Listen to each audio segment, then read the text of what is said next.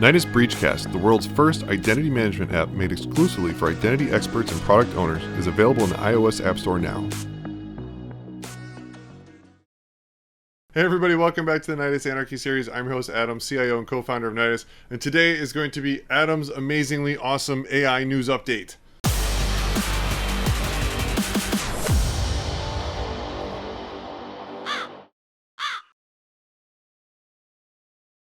So, there's a lot going on in the AI world, and I'm going to try to just speed run through all the really cool stuff. So to start out, we're going to kick off a post from Elon Musk on his XAI project.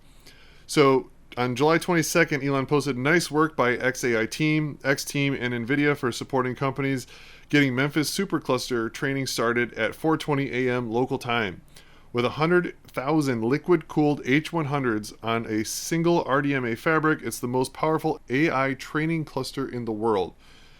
This is going to be crazy. Like Elon Musk is just running full bore into this. Also, that's in here. I don't have the post up right here, but he is looking to put in $5 billion investment from Tesla into XAI for further development. I'm guessing they're probably saying, that the AI that comes out of it will probably help run the autonomous driving on Tesla side or something as well. But yeah, he's running full bore with XAI, that's for sure. 100,000 H100s. Those things are so expensive. Now, let's do a fun thing. While we're doing this AI thing, let's go to Grok, right? So Grok they have their own chips. This is Grok with a Q, not Grok with a K, so it's not the X Grok.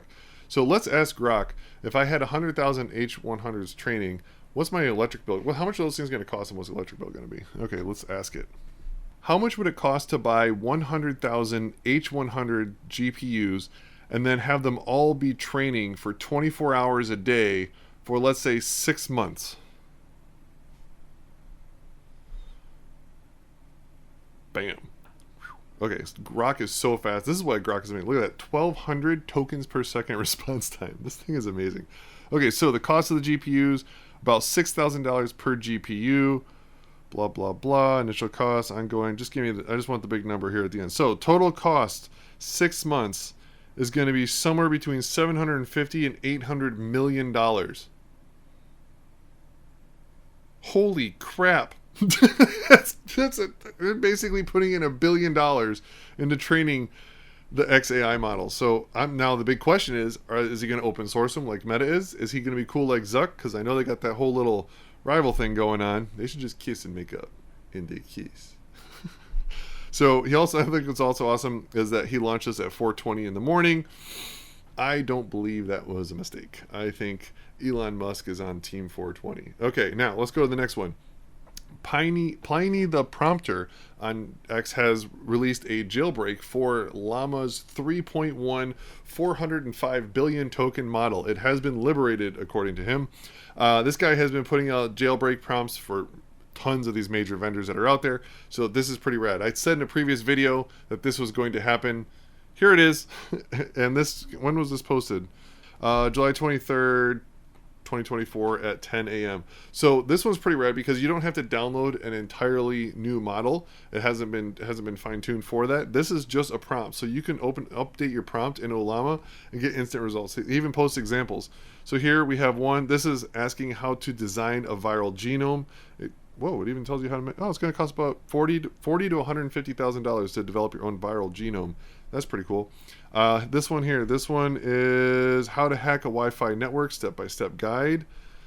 This one, the lyrics of Freebird, obviously copyrighted stuff. Not supposed to be telling you what that is, but it does. And then the last one is a roast of Mark Zuckerberg. Whoa, lots of bad words in there that we probably can't show. But either way, it's going to show you that yes, with this prompt, you can then jailbreak your Llama 405B and have it output all kinds of crazy stuff. This is why open source is awesome. Not so that we can have a, ridiculously vulgar roast of Mark Zuckerberg, but that we have unlimited access to ask it whatever we want for whatever we deem necessary that it's important to us. And that's why open source is awesome. Again, thanks to Zuckerberg and big thanks to Pliny the Prompter. Now, if you go to his site here, he does have this up here on GitHub. He's got a GitHub repo of all these different jailbreaks for all the different models that are out there. So this, if you go to Meta, you'll see the Llama 3.1, Llama 3. There's the Microsoft one. He's got the Mistral ones. Nothing for Copilot yet, it looks like. What else do we got here? Google. Do we have anything for Google? We have Google Gemini 1.5 Pro. So a lot of these are already out there. Feel free to play around with them and see how well they work for you. Now, let's go to the next one. This one's pretty cool. So Stability AI, this is the team behind Stable Diffusion, the at-home local AI image generation model. So they have just created stable audio.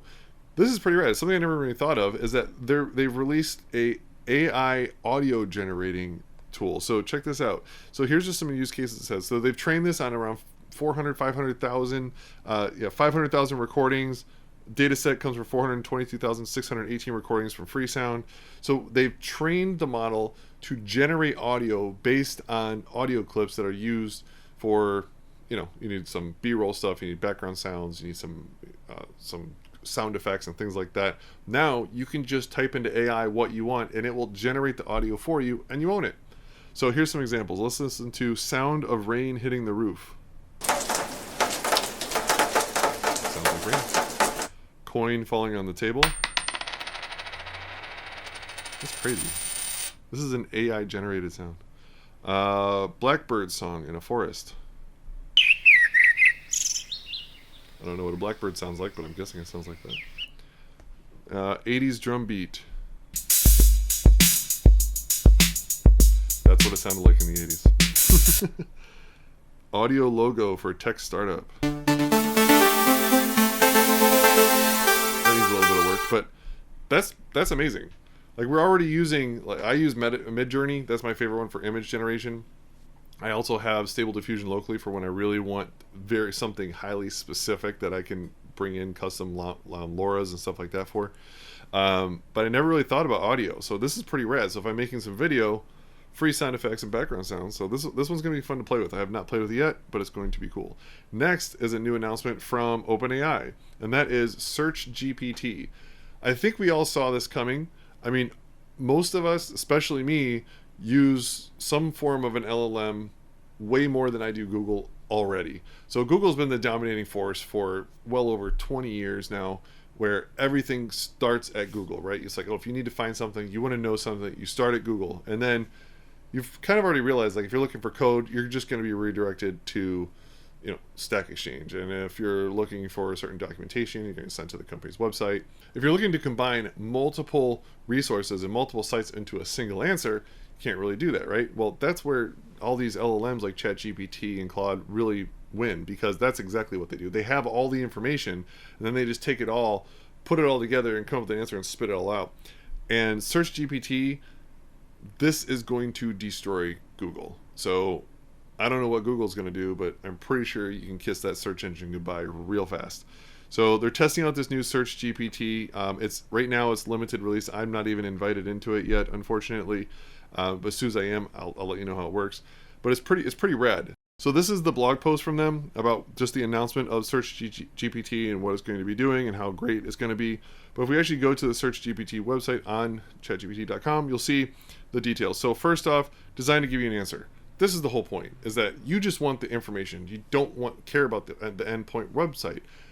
Unfortunately, I think this is going to change how websites are made. It's going to create a lot more paywalls, because all these answers are coming to you into ChatGPT because all that information was not behind a paywall, so it was able to train on it, find it, index it, and then be able to spit out the results. So because of that, it's great for us that need answers to stuff, but it's really not good for content producers, because no one's going to go to the website because you have the response right there. So one thing is saying, it's like, oh, well, it's giving real-time information from sources, so it's going to give you the source of, hey, where did this come from? It's like, great, okay, this came from Reuters. But are you really going to go to the Reuters website?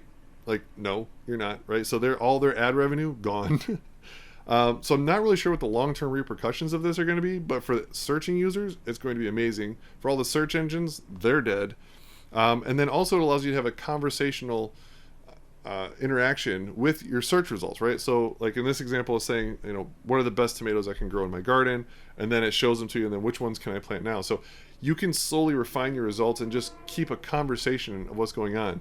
This isn't too far off with what you can already do with ChatGPT, right? I mean, most of us do that. We ask a question, then we just keep asking questions, and it has an agent that will go out to the web, search for results, and bring it back. It's just not sourcing them the way this is, and it's not doing these visual results like it is here, like it's showing as an example.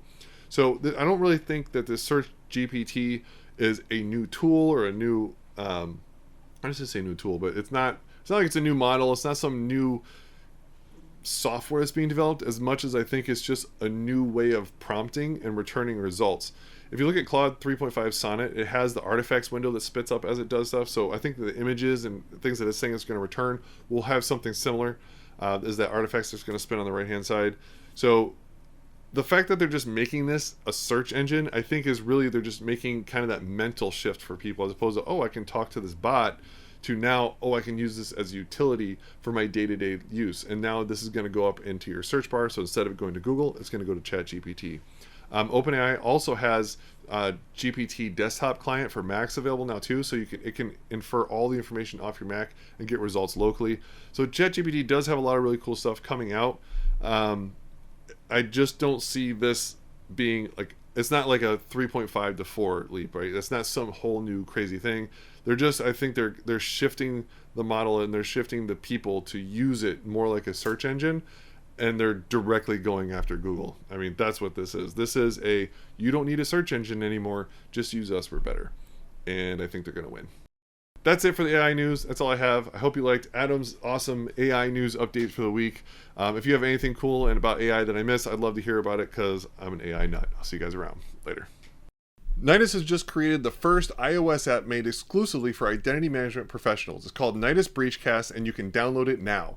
It's amazing. We have real-time updates of all the latest breaches that are occurring, CVEs as they come out real-time, really pertaining just to identity management. We have media that's going on in this podcast. We're going to be bringing in a lot more others as well.